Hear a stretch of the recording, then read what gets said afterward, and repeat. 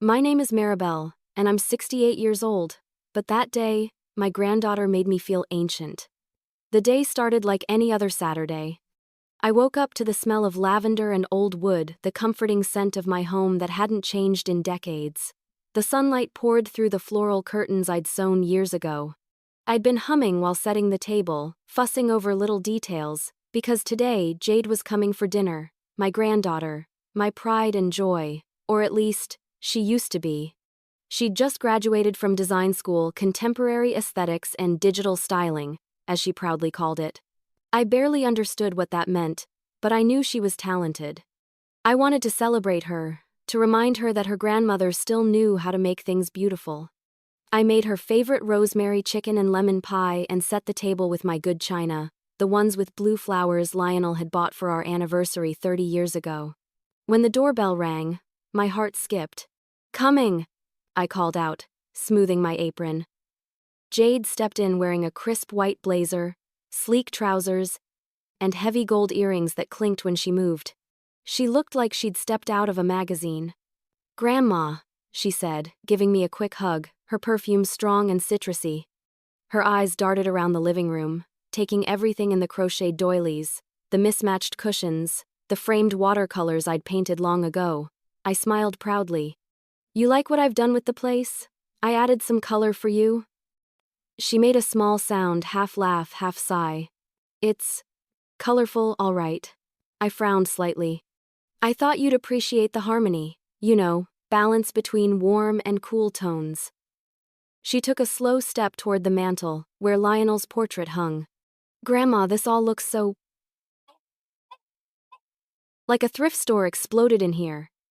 Her words cut deeper than she knew. I tried to laugh it off.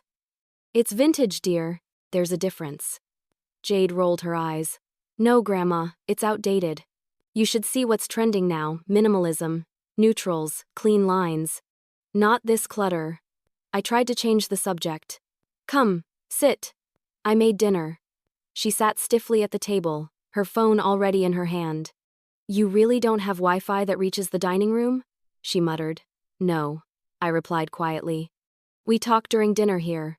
The meal went on in awkward silence, broken only by the sound of forks and the occasional notification sound from her phone. I asked about her projects, her friends, her new apartment. She gave short answers. I felt as if every question I asked only widened the space between us. Then she suddenly looked up from her plate. "Grandma, can I be honest?" I nodded, smiling nervously. "Of course, sweetheart. You have no sense of taste." I froze. "What?" She gestured around. "Your clothes, your house, everything. It's like you're stuck in another century. I mean, people don't live like this anymore." My throat tightened. "Taste isn't about following trends, Jade. It's about what makes your soul feel alive," she smirked. "Yeah, well, your soul's a bit dusty." I stared at her, trying to find the little girl who used to sit beside me with watercolors and giggle when she mixed too much blue. That child was gone. All I saw now was a young woman full of arrogance dressed as sophistication. "Lionel always said beauty lives in courage," I whispered, half to myself. She shrugged. "Lionel had terrible taste too. Remember that ugly green chair he loved? That chair. The one he used to sit in every night, reading poetry aloud to me." My hands trembled slightly, but I hid them under the table. I wanted to scream, to tell her how cruel she sounded, but instead, I smiled tightly and said, "Dessert's ready." She barely touched the lemon pie. When she left, she hugged me lightly, distracted by her buzzing phone. "Bye, Grandma. You should really think about redecorating." I could help. As the door shut behind her, the house fell silent again. The ticking of the old wall clock echoed louder than usual. I sat in Lionel's green chair, the one she'd just called ugly, and stared at the fading sunlight across the curtains. I felt small, shrinking under the weight of her words. For years, I'd believed I'd raised Jade with warmth, color, and creativity. But now I wondered if all that had been for nothing. I looked around at the home I'd poured my heart into and, for the first time, saw it through her eyes: old, cluttered, forgotten. My chest ached. Maybe she was right. Maybe I'd lost touch.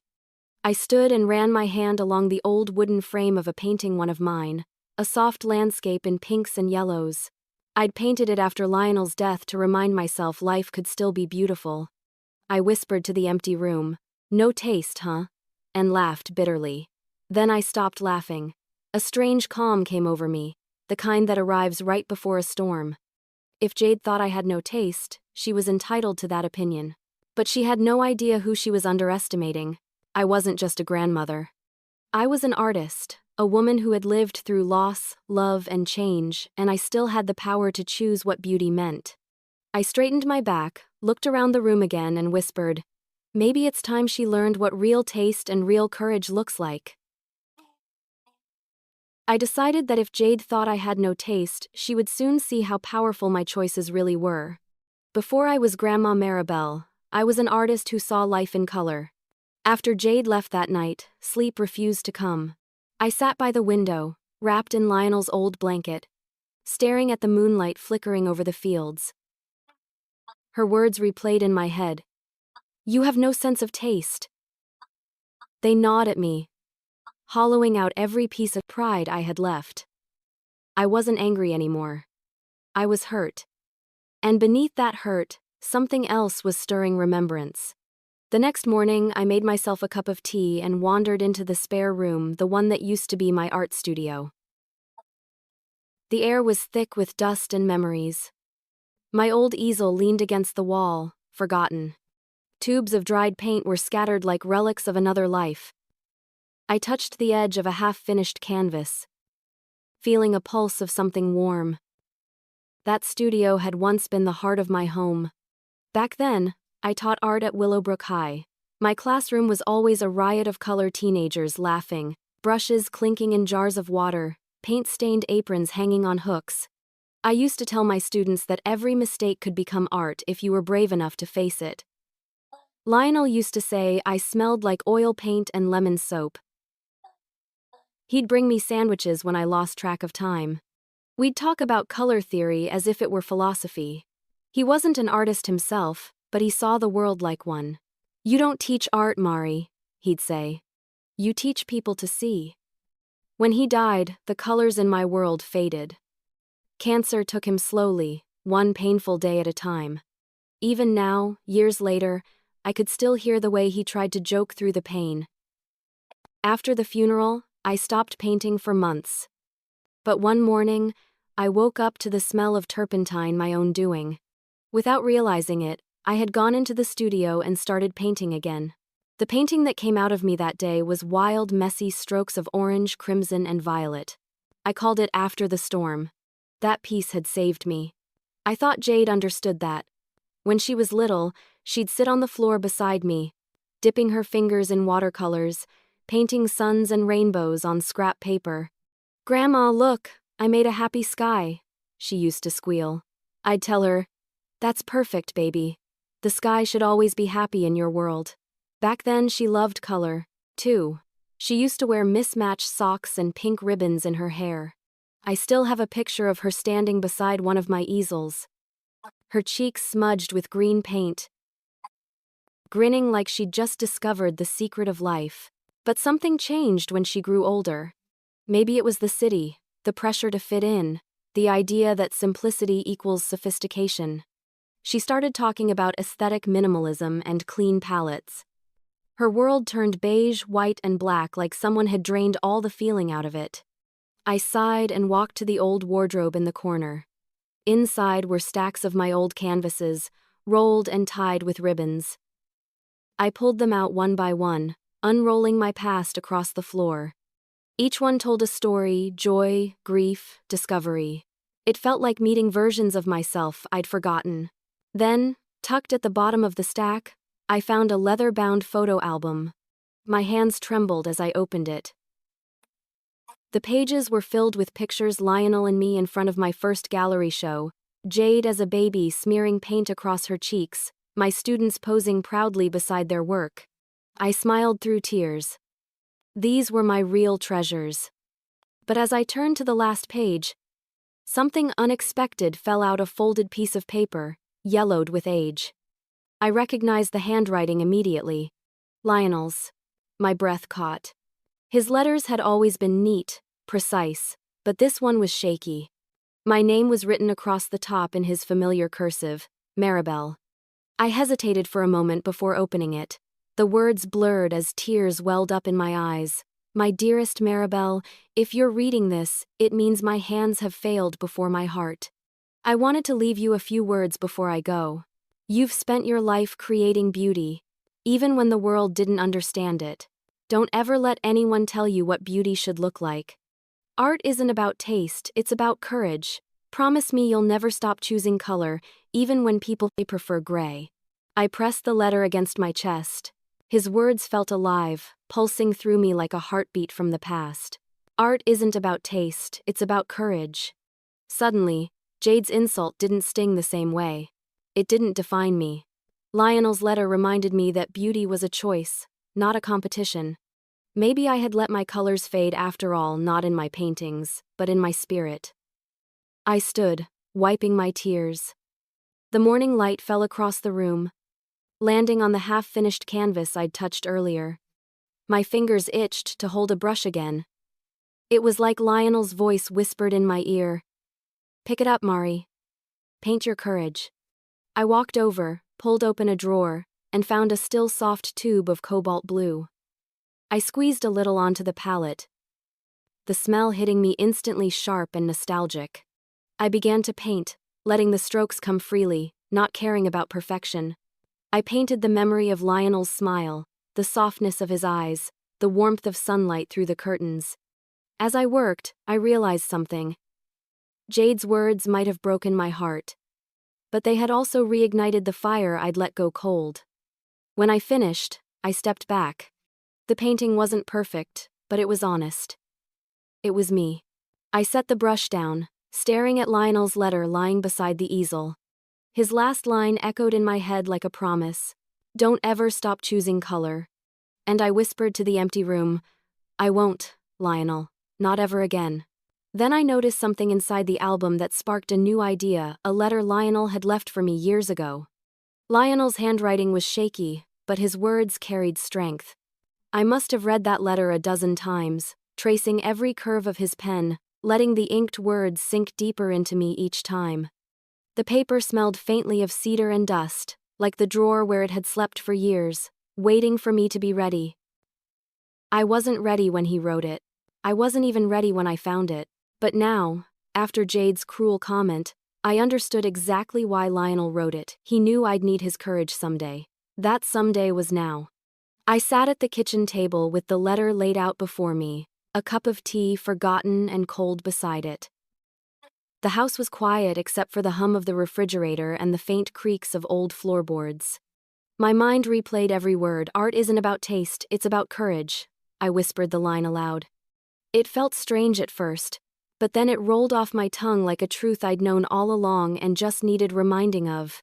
You were right, Lionel, I murmured. You always were. That sentence, don't ever stop choosing color, was what did it. It pulled me out of the fog I'd been living in for years. Maybe I couldn't teach Jade what art truly meant with lectures or nostalgia. Maybe I had to show her. I stood up suddenly, feeling an energy I hadn't felt in years. My back ached, my knees protested. But none of that mattered. I found my sketchbook, the one with the worn red cover, and opened it on the table. Blank pages stared back at me in invitation. I began to sketch. My hand was unsteady at first, then smoother, faster. I drew circles, lines, patterns, ideas pouring out like they'd been trapped for too long. Shapes turned into concepts, concepts into plans. I didn't just want to paint again. I wanted to create something meaningful. Something that reminded Jade that beauty wasn't confined to trends or Instagram aesthetics. An idea started forming in my mind. An exhibition, not a grand one but intimate, real. A showcase of all my works over the years, mixed with new pieces inspired by Lionel's letter. I'd call it the power of choice. That phrase alone felt electric. It was simple, yet everything I stood for, every brushstroke I'd ever made had been a choice to feel, to remember, to defy despair. I laughed softly, imagining Jade's reaction. She'd think I'd lost it. Maybe she'd even pity me. But pity was fine. Pity couldn't stop me. Later that afternoon, I pulled out my old address book. The local gallery in town, Wisteria Hall, was run by a woman named Paula who used to attend my community art classes years ago. She'd always said, "Maribel, if you ever want to display again, my doors are open." I hadn't taken her seriously then. Now, her words rang like a bell. I called her number, expecting it to be disconnected, but she picked up on the second ring. "Maribel, I can't believe it's you," she said, her voice full of warmth. I smiled. "It's been a while, Paula. I was wondering, is Wisteria still open for exhibitions? For you? Always. Do you have something new?" "I will," I said confidently, though I had nothing finished yet. Something deeply personal. She hesitated, then laughed. "That sounds like your kind of project. When are you thinking?" "Soon," I said, my heart racing. "Very soon." After we hung up, I realized what I'd just done. I'd committed to something that didn't exist yet. But that was the beauty of it. It had to exist now. I had no choice but to make it real. That evening, I cleared out the living room, stacking old furniture in corners, moving aside piles of books and half-finished projects. I turned it into a workspace again. The smell of turpentine returned, sharp and nostalgic. My hands were streaked with paint before I even realized I'd started working. As I painted, I thought of Lionel's laughter, of Jade's condescending smile, of the years that had slipped by while I waited for permission to feel young again. Every emotion bled into the canvas. Blue for pain, yellow for defiance, red for love. I painted until my arms ached. By the time the clock struck midnight, I had something rough, emotional, raw. The first piece of The Power of Choice. I stepped back and looked at it, panting slightly. It wasn't perfect, but perfection was never the goal. It was alive, and that was enough. For the next few days, I barely left the studio. My neighbors must have wondered what I was up to. With all the lights burning late into the night, paintings lined the walls like witnesses to my rebirth. But something still bothered me. I wanted to involve Jade somehow, not to seek approval, but to confront her assumptions head-on. She was, after all, part of this story whether she liked it or not. She had inherited my passion, even if she'd twisted it into something sterile. I stared at my phone, thumb hovering over her name in the contacts list. I hadn't called her since that awful dinner. My heart pounded as I hit call. She answered on the second ring, sounding surprised. "Grandma? Everything okay?" "Yes, sweetheart," I said softly. "I was wondering if you'd help me with something." "With what?" she asked cautiously. "I'm planning an exhibition," I said, letting the words hang in the air. There was silence on the line, then a small laugh. "You're kidding." "I'm not. I'm calling it The Power of Choice. I'd love for you to design the flyers, maybe the layout too. You know, since you're the professional." She hesitated. "Grandma, I guess I could. But are you sure you want to do this? People might not like it," I finished for her. "That's all right. It's not for them. It's for me." There was another pause. Then she said quietly, "Okay. I'll help." As I hung up, I looked back at Lionel's letter resting on the shelf. I could almost hear his approving chuckle. "You see, Lionel?" I whispered. "You were right. Courage doesn't fade, it just waits." But to pull it off, I needed help from the very granddaughter who thought I had no taste. Jade looked at me like I was speaking another language when I asked for her help. The next day, I decided to pay Jade a visit instead of waiting for her to call back. If she was going to help me with the exhibition, I wanted to see her workspace to understand this new world of design she lived in. I packed a tin of her favorite almond cookies, tucked Lionel's letter back into my purse, and drove into the city. Jade's apartment was sleek and sterile, like a magazine spread. White walls, glass furniture, and a single plant so perfect I suspected it was fake. The faint scent of coffee and expensive perfume floated in the air. She opened the door wearing her usual confident smile, her hair pulled back in a high ponytail, every strand in place. "Grandma, I wasn't expecting you," she said, taking the cookies. "You really didn't have to drive all the way here." "I wanted to," I replied, looking around. "You've got quite the setup here." "Very neutral," she laughed. "That's the point. Clean design is everything." I murmured, running my fingers along her glass table. "You could eat off this floor." "I do," she joked. "So, tell me more about this exhibition idea. You're serious about it?" I nodded. "More serious than I've been about anything in years. I already spoke to Wisteria Hall. I want you to handle the design side posters, invites, maybe even help me arrange the layout." Jade tilted her head. "Grandma, I don't know if people still come to those kinds of things. You could just post your paintings online. That's how people discover art now." "I don't want likes," I said firmly. "I want connection. I want people to feel something again." She crossed her arms. "I get that, but your work is old-fashioned. People like minimalism, simplicity. Your stuff is too bright, too emotional." I smiled. "Then we'll give them something they've never seen before." Her eyes widened slightly, caught between skepticism and curiosity. "You really think people will show up?" "Paula already said yes. She believes in me," I said, a little too proudly. Jade sighed, sitting down on her spotless couch. "All right, I'll help you with the promotional design. It'll be fun, I guess." I sat across from her, watching as she pulled out her laptop.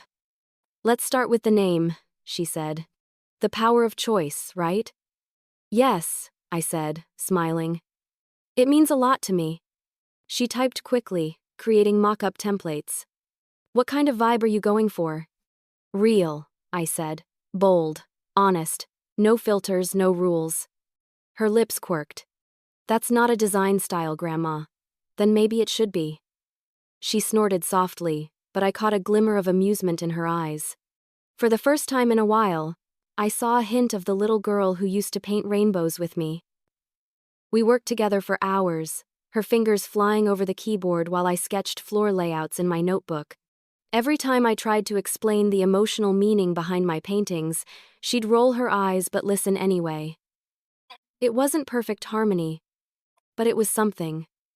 By evening, we had a few poster drafts. One showed my paintings in bold frames with the tagline, "Color is courage." Another had my face in profile, which I immediately vetoed. "I want the art to speak, not my wrinkles," I said with a laugh. Jade grinned. "Fair enough." For a brief moment, I thought maybe just maybe this project could heal the distance between us. I was about to suggest dinner when she said, "Oh, by the way, my boyfriend's stopping by soon. You don't mind, do you?" "Of course not," I said lightly, though the word boyfriend caught me off guard. Jade rarely mentioned her relationships. 10 minutes later, the doorbell rang. She opened it, and in walked a man in a tailored jacket, his confidence thick as cologne. His dark hair was slicked back, and he smiled like someone who practiced in mirrors. "Grandma, this is Marcus," Jade said proudly. I froze. That name hit me like a bell. Marcus. Name. I knew that face. It took me a moment to place him. Then it clicked: Marcus Haynes, one of my former students from years ago. He had been talented but arrogant, always cutting corners, desperate for praise. And then, there had been the incident he'd submitted a painting that wasn't his. A copied piece from an obscure online artist. When I discovered it, I reported him. He lost his scholarship. I never saw him again. Until now. He looked right at me and smiled. That same charming, calculating smile. "It's a pleasure to finally meet you, Mrs. Maribel." My stomach tightened. "Likewise," I managed to say, masking the recognition in my tone. He extended his hand. "Jade's told me all about you. I hear you're quite the painter." Once upon a time, I said evenly. Jade beamed, oblivious. Marcus is in digital art and branding. He's helping me get some freelance work. Oh, I said softly. So, you're guiding her now? Marcus chuckled.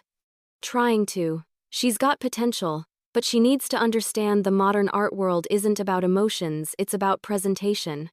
I smiled politely, though I wanted to laugh at the irony. The boy who once faked art now lectured about presentation. Jade looked between us, sensing a bit of tension. Marcus actually has some ideas for your exhibition, Grandma. I'll bet he does, I said under my breath. He sat down across from me, confidence radiating. You should consider mixing traditional art with digital projections. People love interactive experiences these days. I leaned back. And what do they feel during those experiences? He paused. Feel? Yes, art should make people feel, not just scroll. Jade groaned. Here we go, Marcus smirked. Well, maybe we can help you modernize things a bit. Give your show some edge. I nodded slowly, smiling in a way that only looked agreeable. Inside, I was already planning. I had dealt with men like him before, clever, charming, and shallow, and I knew one thing for sure. You never confront arrogance with anger, you let it expose itself. Then Marcus suggested adding one of Jade's digital designs to the show, and I saw his familiar face. The moment I saw him, my heart dropped. It took every ounce of self-control not to reveal that I recognized Marcus. Sitting across from him, hearing his smooth, practiced tone, it was like being dragged backward through time. He hadn't changed much. Same charming grin, same calculated politeness that fooled everyone but me. Only this time, he wasn't my student. He was my granddaughter's boyfriend. I smiled politely, keeping my voice steady. So, Marcus, how long have you and Jade been seeing each other? He glanced at her and smirked. About 8 months now, right, babe? Jade nodded, her cheeks pink. Yeah, we met at a gallery opening. He was doing a presentation on digital art and branding. Of course, he was. Marcus always did love attention more than honesty. That's wonderful, I said softly. And you said you're in digital art now? He leaned forward, elbows on his knees. Yeah, I specialize in immersive installations, projections, lighting effects, modern stuff. Art for the social media age, you know? Art for the internet, I said, letting a trace of amusement slip through. He grinned. Exactly. People don't have time to stand in front of a painting for hours anymore. You have to grab them instantly, shock them, make it shareable. I met his gaze, calm but sharp. And where's the soul in that? He blinked, then laughed lightly. Soul's overrated, Mrs. Maribel. We're in the era of innovation. That was when I knew Marcus hadn't changed at all. He was still the boy who took shortcuts, dressing deceit as brilliance. Jade looked uncomfortable. Grandma, Marcus just means that art has evolved. People express themselves differently. Now. I understand, I said, rising from the couch. Art changes, yes, but integrity doesn't. The air grew thick. Marcus stood too, pretending to stretch. You've got a real passion for this. No wonder Jade's so inspired by you. I smiled thinly. I hope she's inspired by the right parts of me. He chuckled again, and Jade quickly changed the subject, asking me about my exhibition plans. I gave her a brief summary, careful not to reveal too much. Marcus didn't need to know what I was working on. He wasn't part of it, even if he thought he could be. When I finally left, Jade hugged me at the door. Thanks for coming, Grandma. I'll send over the poster drafts soon. Marcus added, and maybe I can drop by your place sometime. I'd love to see your work in person. I looked him straight in the eye. You already have, Marcus. Years ago. He froze for a split second, his smile faltering. Then he recovered, laughing softly. Guess I do have one of those familiar faces. I said, stepping out. Yes. Very familiar. The drive home was quiet except for the sound of my thoughts.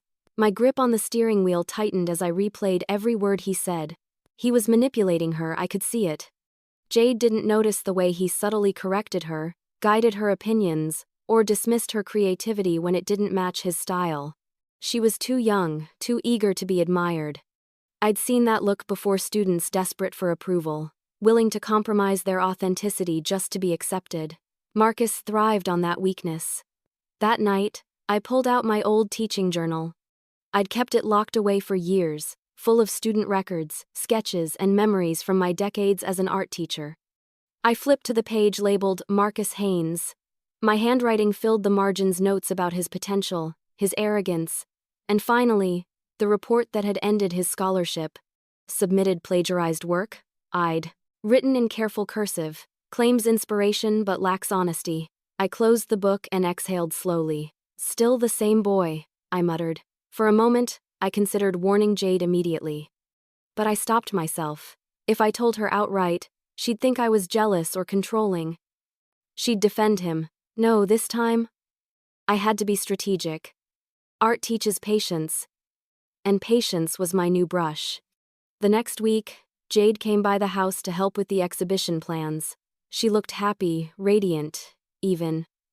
I tried to focus on our project, not the anxiety clawing at my chest. Marcus didn't show up that time, thankfully.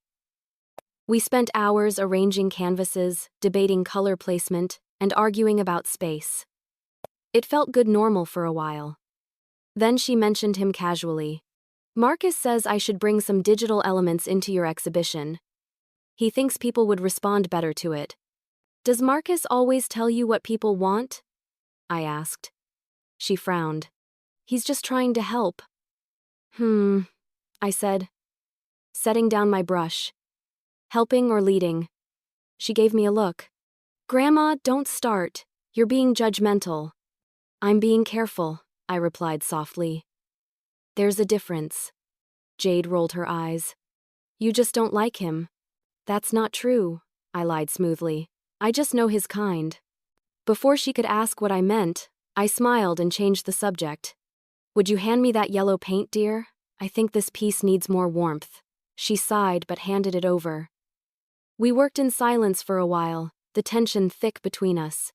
Finally, I said gently. You know, Jade, taste changes with time. But character, that's constant. Always remember that. She looked at me, confused but quiet. When she left later that evening, I stood by the window, watching her car disappear down the road. The wind rattled the glass, and I whispered to myself, You won't hurt her, Marcus. Not this time. I turned back to my half-finished painting, dipping my brush into crimson. Each stroke felt deliberate, like a warning written in color. I wasn't sure how yet, but I knew this exhibition would expose more than art. It would reveal truth, and truth always leaves its mark. But when Marcus made a cruel comment about Lionel's artwork, my quiet patience began to burn. I realized that if I wanted to teach Jade anything, I had to let her see truth, not just hear it. The following week, I threw myself into preparing for the exhibition. My living room had officially transformed into a battlefield of canvases, paint-streaked rags, and half-empty mugs of cold coffee. Every corner smelled of turpentine and determination.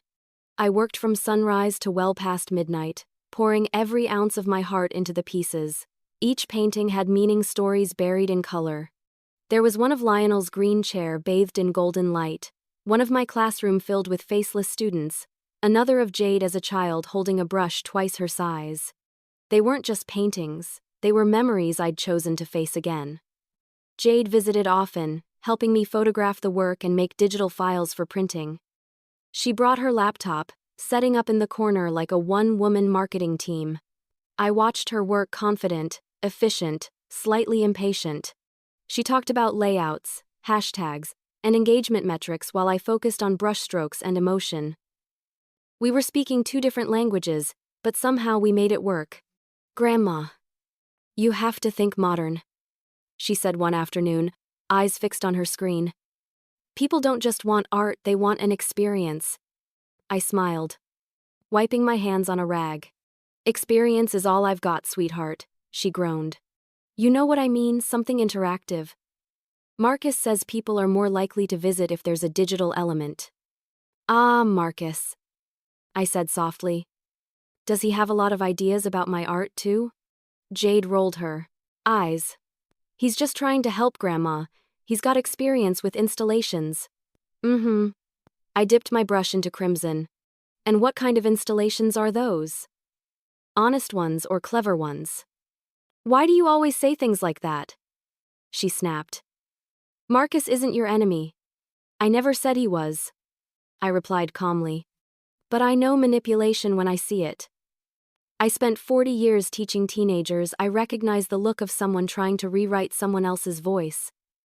She sighed, frustrated. You're overthinking. Maybe. Or maybe I'm remembering. She shook her head and went back to typing, muttering something about how traditional artists never listen. I let her words slide off me. There was no use arguing. She had to see it for herself. Later that week, Paula from Wisteria Hall stopped by to check on the progress. She was in her 50s now, still full of warmth and laughter. Maribel, she said, hugging me tightly, you've outdone yourself. These pieces are alive. I smiled. That's the goal. I want people to feel something. Paula nodded. You will. You always had that magic touch. Then she leaned closer, lowering her voice. I saw your granddaughter's name on the promotion draft. She's the designer? Yes, I said. She's helping with the marketing. She's very talented, just a little modern for my taste. Paula chuckled. Aren't they all? Jade came downstairs then, phone in hand. Hi, you must be Paula. Grandma's told me about you. They shook hands, and Jade immediately began showing her digital posters on the tablet. We're going for a cross-generational vibe, classic meets contemporary. I even convinced Grandma to add QR codes. Paula blinked, amused. How modern of you. Marcus helped with the concept, Jade added proudly. There it was again, his name, slithering into every corner of my project. I smiled politely. Marcus seems to have a hand in everything these days. Of course, Jade said. He's brilliant at curating experiences. He said he might stop by tomorrow to help finalize the lighting concept. My jaw tightened. Oh, did he? Yes, she said cheerfully. He thinks it'll make the whole thing more dynamic. I turned back to my canvas before she could see my expression. The last thing I wanted was a scene before the show even started. That night, when Jade left, I sat on the couch, staring at Lionel's portrait above the mantel. What would you do, Lionel? I whispered. You always saw right through people. The smile in his photograph seemed almost knowing. I spent the next few days rearranging the gallery layout in my mind. I wanted the space to tell a story, a journey from love to loss to courage. Every painting would lead to another, like footsteps through memory. I even planned to include Lionel's letter, framed beneath the final piece, as a silent message to everyone who came through. The morning before setup, Jade arrived with Marcus in tow. He strolled into my living room like he owned it, his gaze sweeping across my work. Wow, he said, hands in his pockets. This is nostalgic. I kept my tone polite. That's one way to put it. He pointed to one of my brighter pieces. You know, if you tone down the saturation a bit, it might appeal to a broader audience. I raised an eyebrow. So, less me and more you? He smiled. Just a suggestion. Jade jumped in quickly. Marcus, don't start. Grandma's style is what makes her unique. He laughed, teasing her. I'm just saying, honey, sometimes uniqueness needs a little editing. I stepped closer, my voice cool. And sometimes editing removes the soul entirely. His smirk faltered for a moment before returning. You've got spirit, Maribel.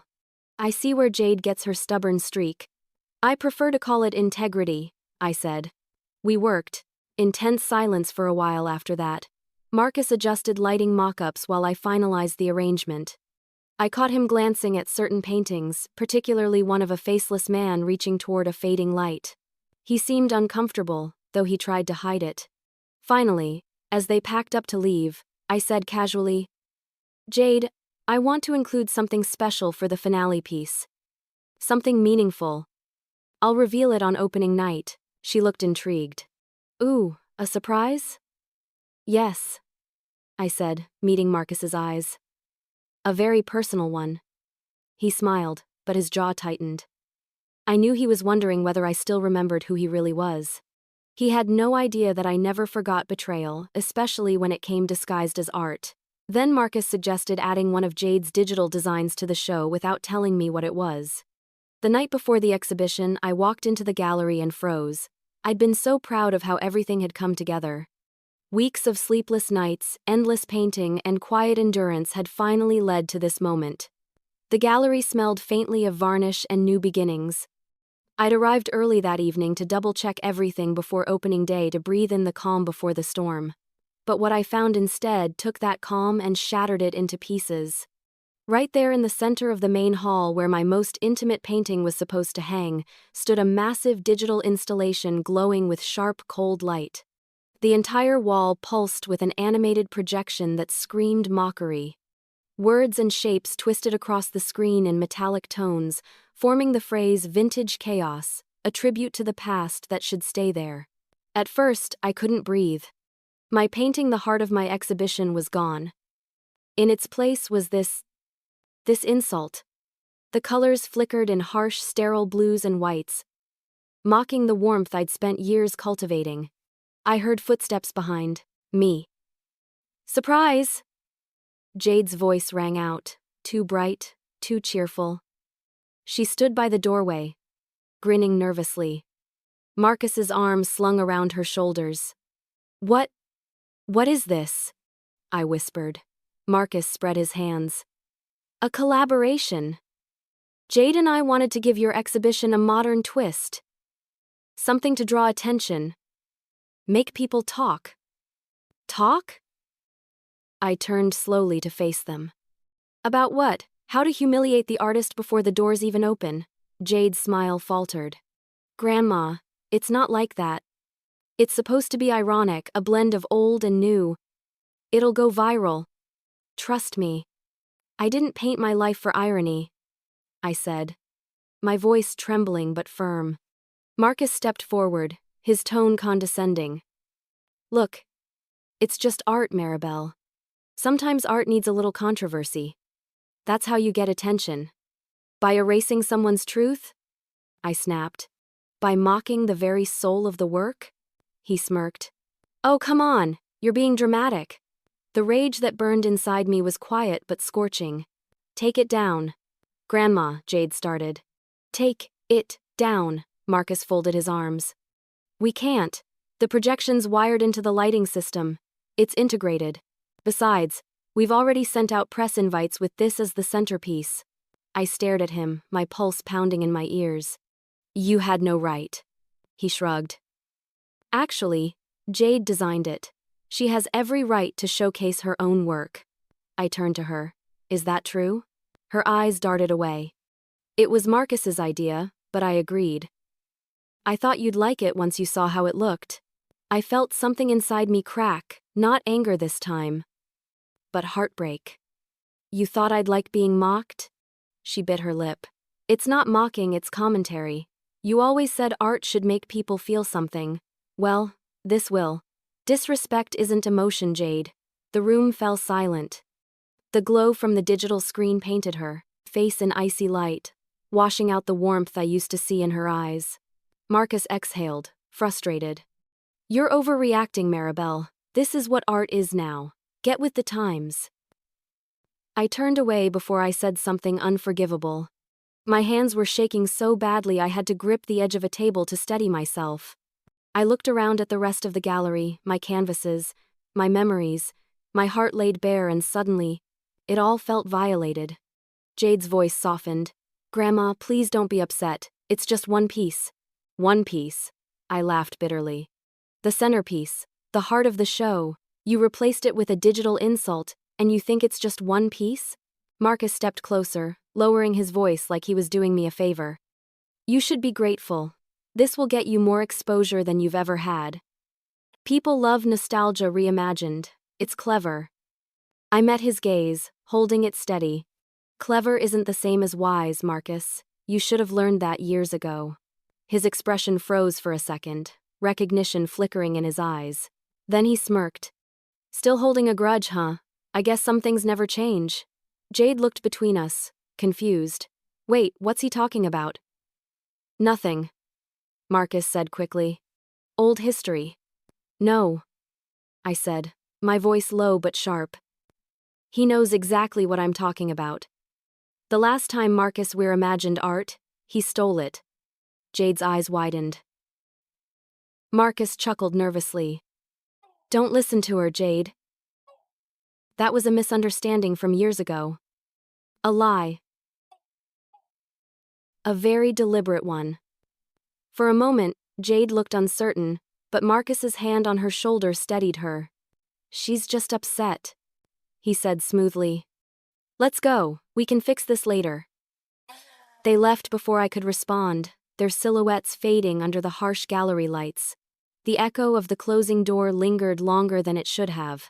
I stood there in the empty hall, staring at the projection as it looped endlessly cold, mechanical, soulless. My hands clenched into fists. Every instinct told me to call Paula, to demand they shut it down. But then I remembered Lionel's letter. Art isn't about taste, it's about courage. And courage wasn't yelling or demanding, it was creating. I took a deep breath, turned off the lights, and walked out of the gallery with my head high. They thought they'd humiliated me, but they'd just handed me the perfect canvas for my message. That night, I stayed up painting furiously, fearlessly. The brush moved faster than my thoughts. I didn't plan what I was painting. I just let the colors pour out deep reds, rich golds, powerful blues. Rage, loss, love, they all collided on the canvas. By dawn, I looked at what I'd created and smiled. I knew exactly what I would do the next morning. They'd wanted to play games with taste and irony. Fine. I would show them what real choice looked like. By dawn, I knew exactly how I would turn their mockery into my masterpiece. When people underestimate you, the sweetest revenge is truth wrapped in grace. I didn't sleep after that night. My body was exhausted, but my mind was wide awake, buzzing with colors, words, and ideas that wouldn't stop forming. The betrayal burned in me like a fever. But instead of letting it consume me, I decided to shape it. If Marcus and Jade thought they could turn my exhibition into a mockery, they were about to learn what it meant to be outclassed by someone who had lived through love, loss, and rebirth. By sunrise, I was already back at the gallery. The janitor hadn't even unlocked all the doors yet. I smiled at him and said I needed to make some final adjustments. He handed me the keys without question. I walked through the silent space, the digital projection still humming coldly in the center, its light flickering against the walls. It looked powerful, but empty like Marcus himself. I stood before it for a long moment, letting the anger settle into focus. Then, I began to move. I rearranged the lighting, shifting the warm spotlights from my side canvases to shine directly onto the digital display. I placed my boldest, most emotional pieces, the ones about loss, memory, and courage, around it in a circular pattern. Each painting faced inward, as though the art itself was confronting that hollow projection. Then, I changed the signage. Instead of vintage chaos, I replaced the small printed card with my own handwritten plaque that read, "The lesson, when we forget our roots, we lose our color." I stepped back and smiled. Now the room told a completely different story, one Marcus couldn't control, one Jade wouldn't see coming. The digital installation wasn't a mockery anymore. It was a mirror. A metaphor. The audience would see it for what it truly was, emptiness, trying to disguise itself as modernity. I worked for hours, fine-tuning every detail. The gallery was transformed into a conversation between old and new, authenticity and imitation. Every angle, every color choice told that story. By the time Paula arrived, I was covered in paint and dust, but I felt alive. She gasped when she saw the rearrangement. "Maribel, this is brilliant. You turned that thing into a statement."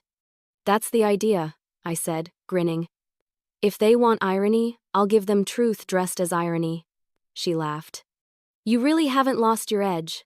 "Just my patience," I joked, wiping my hands on my apron. By afternoon, Jade and Marcus arrived for the final setup check. Jade's face lit up when she saw the room. "Wow, Grandma, this looks incredible. You took our idea and made it work." Marcus's smile didn't reach his eyes. He scanned the display, then the plaque beneath it. His jaw tightened slightly as he read the words. "When we forget our roots, we lose our color."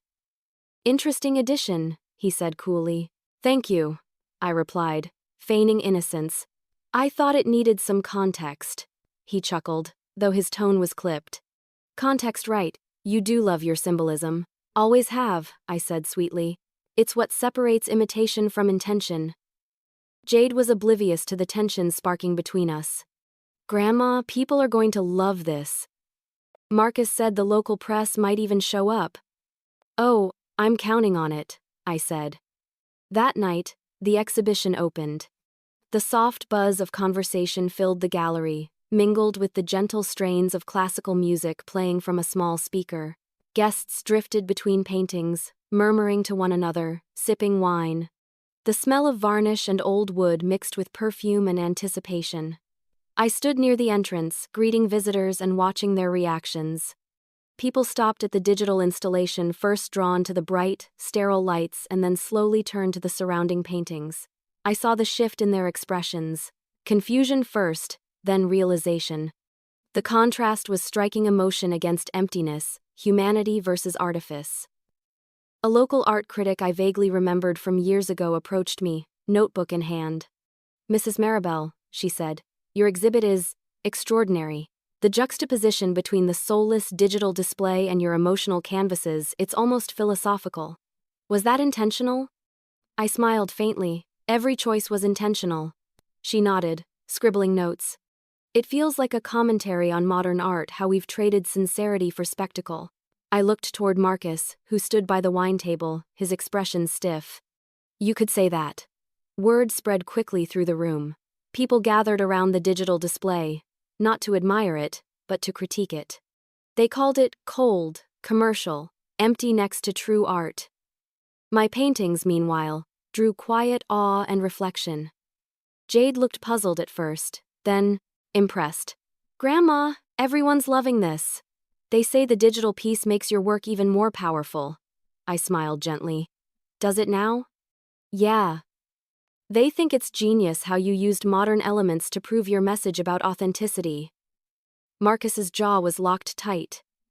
"Seems like people are misinterpreting the concept," he muttered. "Oh, I don't think so," I said, meeting his gaze. "I think they're finally seeing the difference between art made to impress and art made to endure." He didn't reply. He just walked away, his pride crumbling behind that practiced smile. By the end of the night, the critic requested an interview. Paula beamed. Jade was practically glowing from all the praise. And I stood quietly in the corner, watching Marcus's digital installation continue looping in the background, lifeless, mechanical, irrelevant. Jade approached, excitement sparkling in her eyes. "Grandma, this is amazing. You've got to see what people are posting online. Everyone's calling it a masterpiece about generations and art." I placed a hand on her shoulder and said softly, "Then maybe they're finally seeing what I meant by the power of choice." She smiled, proud and unaware that the entire exhibit had become my subtle revenge, a living lesson in humility and truth. As the night wound down, I saw Marcus standing alone by the door, staring at the projection that had become his downfall. He caught my eye briefly, and I offered him a polite nod. He didn't return it. I turned away, satisfied. And when a local art critic called my show a testament to timeless taste, Jade's smile faltered. It wasn't revenge through anger, it was revelation through art. The next morning, the reviews started rolling in. I was sitting at my kitchen table, sipping tea, when my phone buzzed nonstop. Paula had sent me a dozen links to articles, blog posts, and even a local TV segment. Every headline carried some version of the same message: veteran artist redefines modern art with bold emotional exhibition. I couldn't help smiling as I scrolled through the comments. They got it. They actually got it. The public adored the concept, the clash between authenticity and artificiality. the story told through contrast. Critics praised my courage to challenge digital conformity. No one mentioned Marcus as the creator of the projection. They all credited the concept to me. My favorite line came from one review. A stunning example of how true art doesn't need to evolve to remain timeless, it only needs honesty. I sat back, letting the words wash over me. It wasn't about fame. It was about justice. Quiet and clean. Jade called soon after, her voice bursting with energy. Grandma, have you seen the articles? Everyone's talking about you. They're calling you an inspiration. I chuckled. Oh, I've seen a few, yes. You were amazing last night, she gushed. Everyone could feel the emotion. You were the star, Grandma. And what about Marcus? I asked lightly. There was a pause. He's not taking it well. He thinks people misunderstood the installation. He said they're missing the irony. Ah, I said, smiling. Perhaps irony isn't as powerful as sincerity after all. Yeah, she said, hesitant. He was kind of upset that people thought the projection was mocking you. I mean, technically it was, but the way you rearranged everything, it made it look like he was mocking himself. I laughed quietly. That's the beauty of context, dear. It reveals truth without needing confrontation. Later that day, I went back to the gallery for a follow-up interview with the critic who'd written the glowing review. Paula greeted me at the door, beaming like a proud sister. You did it, Maribel, she said. People haven't stopped talking about this since last night. We've got record attendance numbers. Inside, I noticed that visitors were now spending more time in front of my paintings, whispering softly, taking photos, smiling. But the digital projection, Marcus's masterpiece, stood ignored, flickering unnoticed in the background. It was poetic. During the interview, the critic asked, what inspired the contrast between digital emptiness and emotional depth? I looked around the room, letting my gaze fall on Jade and Marcus standing at the far end. It came from life, I said. From realizing that in a world obsessed with what's new, we sometimes forget what's true. The critic nodded thoughtfully, scribbling notes. Beautifully said. As the conversation ended, Paula whispered, you might want to check the donations table. People are already leaving offers to buy your work. I smiled. That's lovely. But I think the message is more valuable than the money. A few minutes later, Jade walked over, her phone in hand, looking both thrilled and uneasy. Grandma, she said, everyone's tagging you online. You're trending locally. But, Marcus isn't happy. He says you made him look foolish. I tilted my head slightly. Did I? Or did he just show himself? She exhaled, torn between loyalty and realization. He said you set him up. I laughed softly. I didn't set him up, Jade. I simply refused to let him rewrite my story. Marcus finally approached, his charm cracked around the edges. Congratulations, he said tightly. Looks like you got what you wanted, sympathy from an audience that doesn't understand nuance. Nuance, I repeated slowly, meeting his eyes. Is that what you call disrespect now? He smirked. You played the victim perfectly, I'll give you that. I didn't play anything, I said. I just let truth take its course. Maybe if you'd ever tried that, your art would have meaning. His jaw tensed, and for the first time, he didn't have a clever comeback. He just turned and walked away. Jade watched him go, confusion flickering in her eyes. Why would he say that? I thought he'd be proud of me for helping. I placed a hand on her shoulder. He's proud of control, not collaboration. Some people can't handle being part of something genuine because it makes them see what they're missing. She looked down, quiet for a moment. Do you think he used me? I sighed gently. I think he used your kindness, your admiration, and your belief in him. But that doesn't make you weak, Jade. It just means you cared about someone who didn't deserve it. Her voice cracked slightly. He said he loved me. Then I hope he learns what that word really means someday. We stood there for a while, surrounded by the hum of conversation and the soft glow of the paintings. Jade finally took a deep breath. Grandma, I need to tell you something. When you left the gallery last night, I didn't know Marcus replaced your painting until it was already done. He told me you'd agreed to it. I swear I didn't mean to hurt you. I looked at her for a long moment, the anger I'd once felt melting into something gentler. I believe you, I said. But now you know what kind of man he really is. She nodded, tears in her eyes. I do.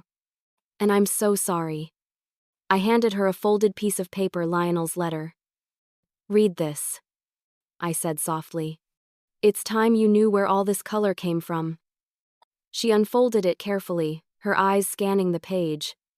As she read, her shoulders began to shake, and tears rolled down her cheeks.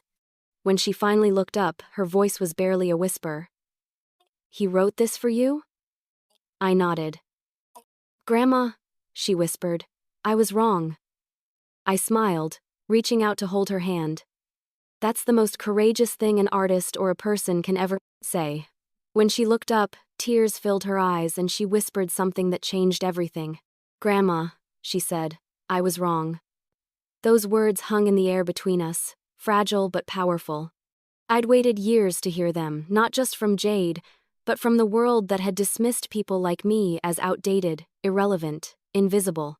And now, standing in the quiet aftermath of the exhibition, my granddaughter's voice trembled with sincerity. She wiped her tears and looked down at Lionel's letter again, her fingers tracing his words like they were sacred. He loved you so much, she whispered. You can feel it in every line. I smiled softly. He did, but more than that, he believed in me sometimes more than I believed in myself. That's what love really is, Jade. Believing in someone even when they've stopped believing in themselves. Her eyes glistened. I didn't do that for you, did I? I made fun of everything you are. I let Marcus convince me that you were stuck in the past. I reached out and touched her hand. You were searching for your place, sweetheart. I understand. The world keeps telling young people that tradition means failure and that change means progress. But both can exist together. One doesn't erase the other. She sniffled and gave a small laugh through her tears. You sound like one of your paintings. Good, I said, chuckling. That means I'm consistent. We both laughed quietly, the tension between us softening at last. She folded Lionel's letter carefully and handed it back to me. You should frame it, she said. It's beautiful. I plan to, I replied. It's going to be the centerpiece of my next collection. Her eyebrows lifted. Next collection? You're already planning another one? Of course, I said with a grin. I'm not done creating just because one gallery filled up. She shook her head, smiling in disbelief. You never stop surprising me.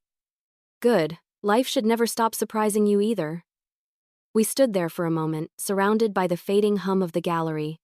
The staff was cleaning up, guests were leaving, and the soft echo of distant applause still lingered. I could see in Jade's expression that something inside her had shifted. The pride she used to wear like armor was gone, replaced by something more genuine. Then she said quietly, I ended things with Marcus. I wasn't surprised, but I let her speak. He stormed out last night after the crowd started praising you. He said you manipulated everyone. I told him he manipulated me. I nodded. Good. He tried to apologize later, but I didn't answer his calls. I don't want people like that in my life anymore. I want to create things that mean something. That's the best decision you've made in a long time, I said gently. Jade took a deep breath, like she was shedding a weight she'd carried for years. You know, I used to think taste was everything, how something looked, how people reacted, but you've shown me it's about something else entirely. What's that? I asked. Choice. She said simply. It's about having the courage to choose what feels true, even if nobody else understands it. I smiled. Then you've finally learned what Lionel tried to teach me. She squeezed my hand. Can I learn more? Always, I said. The next few days were peaceful. Jade stayed with me in the countryside for a while, helping me sort through my old canvases and art supplies. We talked for hours about art, love, loss, and everything in between. I told her stories about her mother she'd never heard, stories that made her laugh and cry in equal measure. For the first time in years, my home didn't feel like a museum. It felt alive again. One evening, while the sun dipped low and the fields outside turned golden, Jade sat at my old easel. "Grandma, I haven't painted in years," she said, hesitating with the brush in her hand. "Then tonight's the perfect time to start again," I said. "Go on. Just paint what you feel, not what you think it should look like." She dipped the brush into blue paint and made a hesitant stroke across the canvas. Then another, and another. Within minutes, she was lost in it, her movements growing freer, her shoulders relaxing. I watched her quietly, remembering the little girl who once painted happy skies beside me. For a moment, time folded in on itself, and I felt Lionel's presence all around us. When she finally stepped back, she looked uncertain. "It's not perfect. It's honest," I said. "That's far better." She smiled, setting the brush down. "Grandma, can I ask you something?" "Of course." She looked at me seriously. "Would you maybe want to create something together? A collaboration?" I blinked in surprise. "You mean the two of us?" "Yeah," she said, excitement creeping into her voice. "You paint. I'll blend it with digital design, something that bridges both worlds. Old and new, emotion and innovation." I felt tears sting my eyes. "That sounds wonderful. We could call it Generations of Choice," she said softly. "What do you think?" I smiled through the emotion rising in my chest. "I think Lionel would have loved that," she laughed. "You think so?" "I know so." That night, we stayed up late planning sketches and themes. She showed me color palettes on her tablet while I sketched rough outlines in my notebook. Our ideas flowed together easily, seamlessly, as if the years of distance between us had been preparing us for this moment. It wasn't about revenge anymore. It wasn't about being right or wrong. It was about building something new out of what was once broken. Then she asked if she could create something new with me. We began painting together again, just like years ago. The first morning of our collaboration felt like stepping back into a dream I'd forgotten I'd had. Jade sat at my old oak table, laptop open, her tablet connected to a sleek little drawing pad. Across from her, I had my easel, a fresh canvas, and a palette of rich oils ready to spill color onto the world. The contrast between us, the hum of technology on one side and the scent of paint and linseed oil on the other, made me smile. It was symbolic, almost poetic. "Okay," Jade said, glancing up from her screen. "So how do we start?" "Simple," I replied. "You don't think. You feel. What color do you feel today?" She hesitated. Maybe teal?" "Then that's where we begin." I brushed teal across the canvas in wide strokes, the color blending with soft golds and hints of rose. She watched, fascinated, as layers of emotion formed. Then she began sketching digital overlays to complement the stroke's modern lines weaving through the texture of my paint. We worked in silence for a while, the kind that didn't need to be filled with words. The clicking of her stylus and the whisper of my brush harmonized perfectly. Every few minutes she'd glance over, ask about the symbolism behind a certain color, or tell me how a particular stroke made her feel. It wasn't just art, it was communication. By evening, we stood back and looked at what we'd made. A painting that pulsed with warmth and movement, a blend of digital precision and human imperfection. A dialogue between generations captured on canvas. Jade exhaled softly. "I can't believe this actually works. It's like we're telling the same story in two different languages." "That's what art is, dear," I said. "Translation without words." She smiled. "Can I admit something?" "Of course. I used to think your kind of art was outdated. Too emotional. But now, I get it. You can't design emotion. You can only feel it." I reached out and tucked a strand of hair behind her ear. "That's the most honest thing you've ever said about art." Over the next few weeks, we created an entire collection, 15 pieces in total. We called it Generations of Choice. Each piece represented a moment of reconciliation, between old and new, between pride and humility, between who we were and who we were becoming. The process wasn't always smooth. Sometimes Jade got frustrated when I insisted on repainting sections she thought were done. Sometimes I grew impatient when she spent hours tweaking lighting on her digital editions. But every disagreement ended in laughter. We were learning how to speak the same artistic language, one argument at a time. One afternoon, Paula came to see our progress. Her eyes widened the moment she stepped into the studio. "Maribel, this is breathtaking. You and Jade have created something extraordinary." Jade grinned. "You think people will like it?" "Like it?" Paula laughed. "They'll love it. It's raw, emotional, and modern all at once. It's not just art, it's a story." That night, Jade posted a few behind-the-scenes photos of us working together. I didn't think much of it, but by morning, the post had exploded online.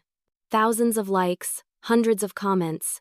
People loved the concept, a grandmother and granddaughter merging generations through art. There were messages from art teachers, students, and families saying they felt inspired to create together. Jade showed me one comment that made her tear up. "This is what the world needs: connection, not competition." She looked at me, her eyes shining. "Grandma, we're doing something that matters." I nodded. That's all I ever wanted. Soon, local media caught wind of our collaboration. A reporter came to the house, filming us as we painted and talked about bridging the gap between tradition and innovation. The story spread, and before long, Paula suggested holding a second, Exhibition 1 dedicated entirely to generations of choice. The gallery space buzzed with excitement as preparations began again. But this time, there was no tension, no betrayal, no bitterness. Only partnership. Jade and I worked side by side, planning everything down to the last detail. We designed the invitations together, my handwritten signature beside her sleek digital typography. The tagline read, "2 generations, 1 story. Infinite choices." When opening night finally arrived, the gallery was packed. People of all ages filled the space: families, students, critics, even a few faces from my teaching days. The air hummed with curiosity and warmth. As guests wandered through the exhibit, I watched their faces. They lingered longer this time, taking in every brushstroke, every pixel, every layer of collaboration. Some smiled, others wiped away tears. The art wasn't about perfection, it was about humanity. Jade stood beside me, her hand slipping into mine. "We did it, Grandma," she whispered. "Yes," I said, my throat tightening. "We really did." Paula approached us, nearly glowing. "You two are a sensation," she said. "You've shown people that art isn't about generations, it's about connection." I smiled, glancing around the room. Everything felt right until the door opened, and a familiar figure stepped inside. Marcus. He looked different this time. Less polished, less confident. There was no smug grin, no gleam of superiority, just a quiet, almost haunted expression. Jade's grip on my hand tightened. "What's he doing here?" she whispered. "I don't know," I said calmly, though my heart began to race. He stood at the entrance for a moment, then walked slowly toward us, hands clasped behind his back. People turned to look, murmuring softly. "Grandma," Jade said under her breath, "should we ask him to leave?" "No," I said, watching him approach. "Let's see what he has to say." But just before the opening night, we received an unexpected visitor, Marcus. He looked desperate, not dangerous. When Marcus finally reached us, the hum of conversation around the gallery seemed to fade. His usual confidence was gone. He looked smaller somehow, his posture slouched, his face drawn. Gone was the perfectly styled hair, the designer jacket, the smirk that once made my blood boil. He looked like a man who had lost something and knew it. Jade stiffened beside me. "What are you doing here, Marcus?" she asked, her voice sharp but trembling. He stopped a few feet away. "I heard about the show," he said quietly. "I wanted to see it for myself." Her jaw tightened. "You weren't invited." He nodded. "I know. But I needed to come. Please, just hear me out." Jade looked at me, searching for direction. I gave a slow nod. We're listening. Marcus's eyes darted between us, then around the gallery. This is incredible, he said. What you've both created, it's real. It's honest. I didn't understand that before. Jade's expression hardened. You mean you didn't want to understand it? He sighed. You're right. I was arrogant. I thought art was about being seen, not about saying something. I wanted validation, not truth. I thought if I looked successful, I was successful. I studied him carefully, unsure if this humility was genuine or another performance. So what changed? I asked. He hesitated. After your last show, I lost a few clients. The critics, they didn't just ignore my work, they used it as an example of everything wrong with modern pretension. My name became a joke in some circles. Jade crossed her arms. And you think that's supposed to make me feel sorry for you? He shook his head. No, I don't deserve your sympathy. I needed to apologize. To both of you. He took a hesitant step closer.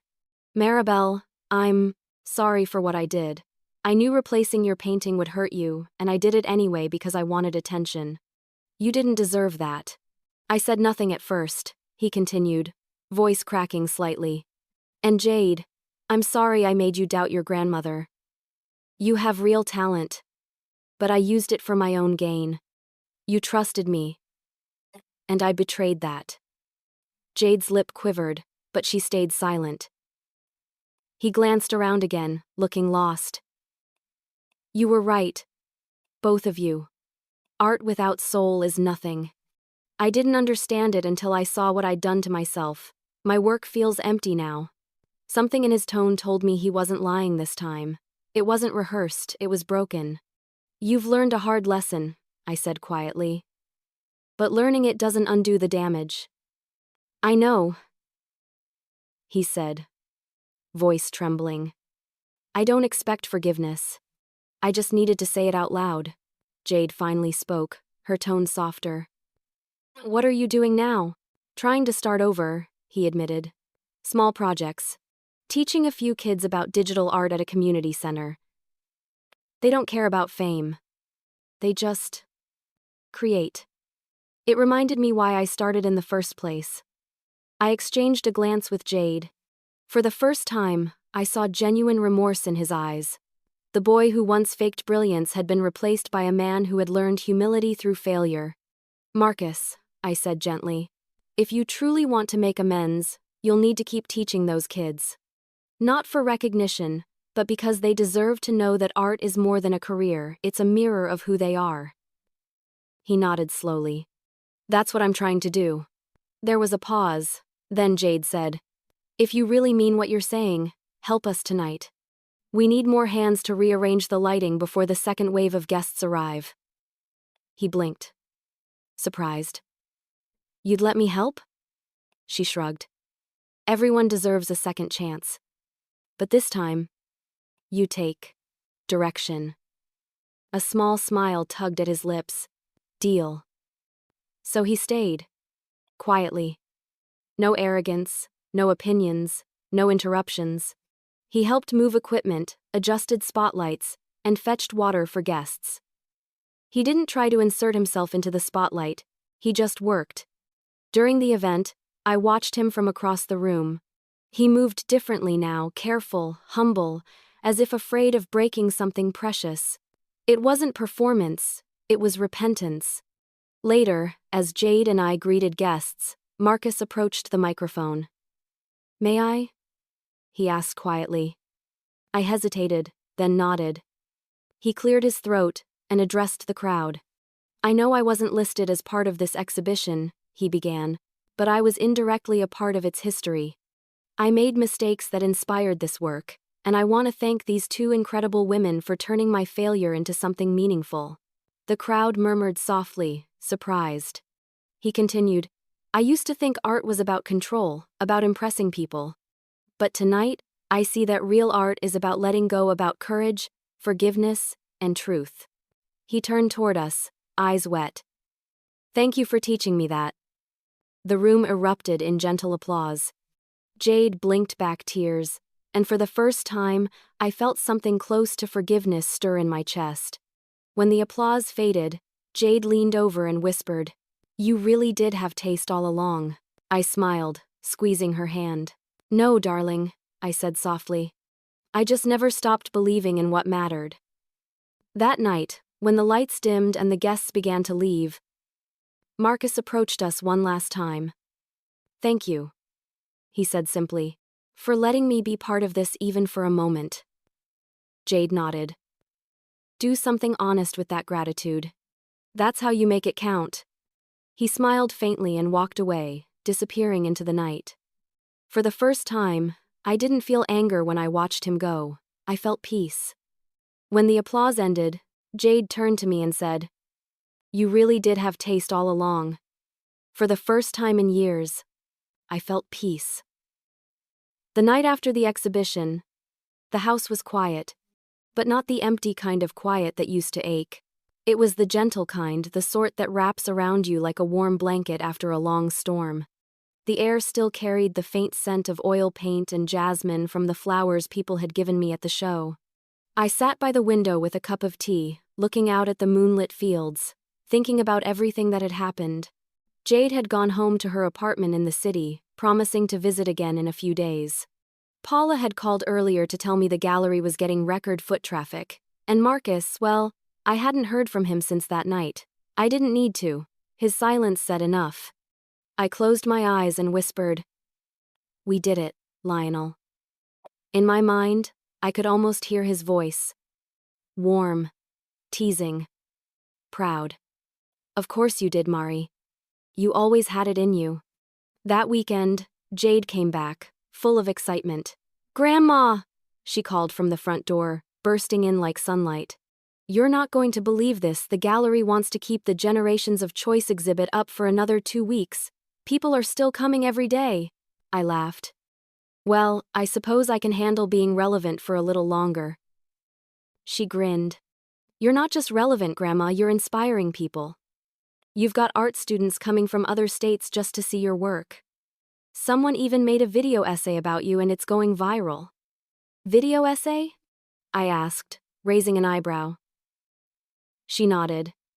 "It's like a documentary, but shorter. They called you the woman who redefined timeless taste." I chuckled. Lionel would have gotten a kick out of that. As she helped me tidy the studio, Jade said, "You know, I've been thinking, what if we opened our own space?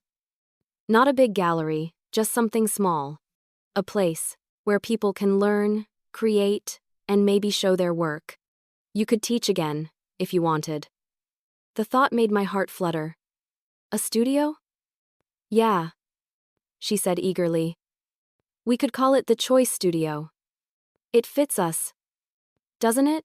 I smiled, feeling a lump rise in my throat. It fits perfectly. And just like that, a new dream took root. Over the next few months, we found a small rental space downtown, an old bookstore that had been sitting empty for years. It had creaky floors, tall windows, and brick walls that begged to be covered in art. Jade handled the business side, permits, branding, social media, while I focused on transforming the space into something alive. We painted the walls ourselves, hung string lights, and filled the shelves with paintbrushes, sketchbooks, and jars of color. On opening day, people lined up outside, curious and excited. There were young artists, families, even some of my old students who brought their children. Paula was there too, her arms full of flowers. "I knew you couldn't retire quietly," she teased. "I never was good at sitting still," I replied with a grin. The studio quickly became more than a business, it became a haven. Every week, Jade ran digital art workshops while I taught painting and composition. We held Generations nights where grandparents and grandchildren painted together. The laughter that filled the room sounded like healing itself. Sometimes, during the quiet hours after everyone left, I'd walk around the studio and just listen. The hum of creation, the echo of brushes on canvas, the clicking of digital pens, it all blended into a song of renewal. Jade often teased me about how sentimental I got. "You're going to start crying again, aren't you?" she'd say, smiling. "Maybe," I'd reply. Tears are just color leaving the heart. She loved that line so much she printed it on the studio's front window. Tears are just color leaving the heart. Maribel, it became our motto. A few months later, we received a letter from the city council. They wanted to feature the Choice Studio in a cultural initiative to support intergenerational art programs. They offered a small grant to expand our classes and showcase local artists. Jade jumped up and hugged me the second she read it. "We did it, Grandma! We're officially making a difference." I smiled, tears welling up again. "We already were, darling. This just means more people will know it." We celebrated with takeout pizza on paint-stained stools, laughing about how we'd gone from fighting over taste to sharing slices of pepperoni surrounded by masterpieces. One evening, as we locked up the studio, Jade stopped and looked at the window where my quote was etched. "You know," she said softly, "I used to be so afraid of failing. I thought if something wasn't perfect, it wasn't worth doing. And now?" I asked. She smiled. "Now I realize that failure is just part of the art. You taught me that." I wrapped my arm around her shoulders. "No, sweetheart, you taught yourself that. You just needed someone to remind you it was okay to learn." Under the glow of the streetlights, she leaned her head on my shoulder. "I'm glad I have you. And I'm glad I had you," I said. "You gave me a reason to create again." A breeze carried the faint scent of lavender from somewhere nearby, and I looked up at the sky. The stars shimmered faintly, the same way they did on the night I found Lionel's letter. Somehow, I knew he was smiling down on us. The next morning, as I sorted through the studio's mail, I noticed a thick envelope stamped with the logo of the National Art Foundation. I frowned, curious, and opened it carefully. Inside was a letter written on elegant stationery. The first line made my heart stop. "Dear Mrs. Maribel and Miss Jade, we are pleased to inform you that your collaborative collection, Generations Choice, has been selected for our national exhibition tour." I gasped and called out, "Jade!" She came running from the back room, wiping paint off her hands. "What? What happened?" I handed her the letter with trembling fingers. She read it once, then again, her mouth falling open. "Grandma, this is national. We're going to be in galleries across the country." I laughed through tears, clutching her hands. "Can you believe it?" She shook her head, eyes shining.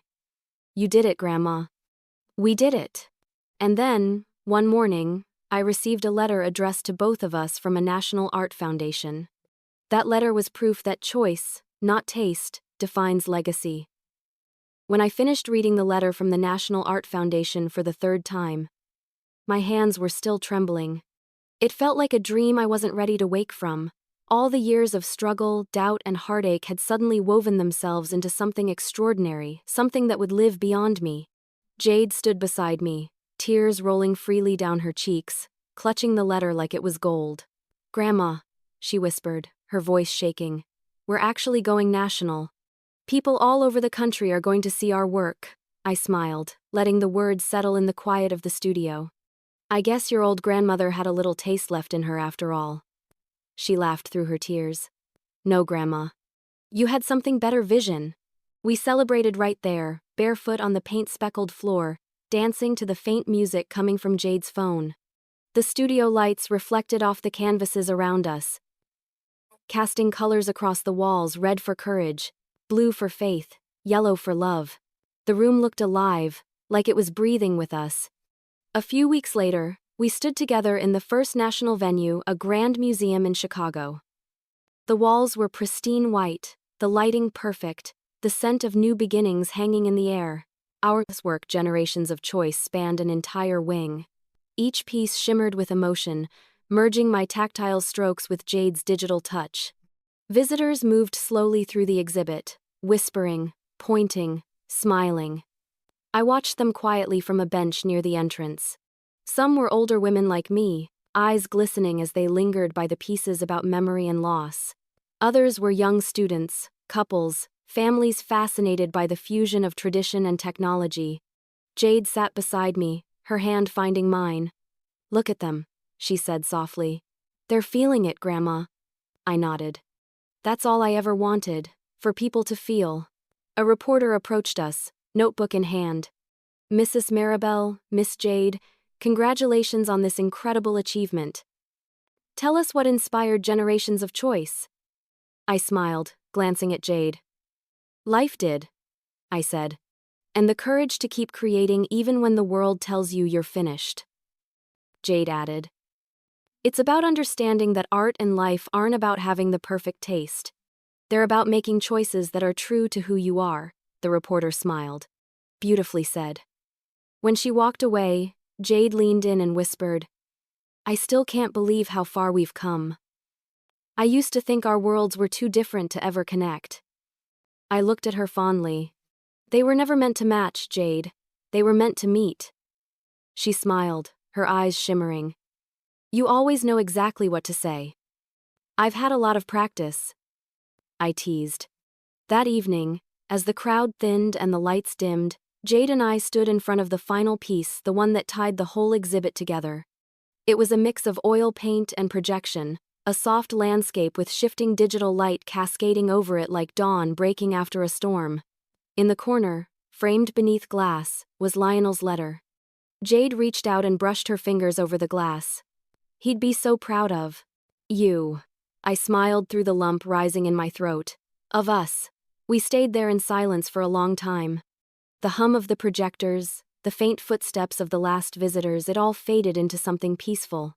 When we finally stepped outside, the city lights stretched endlessly before us.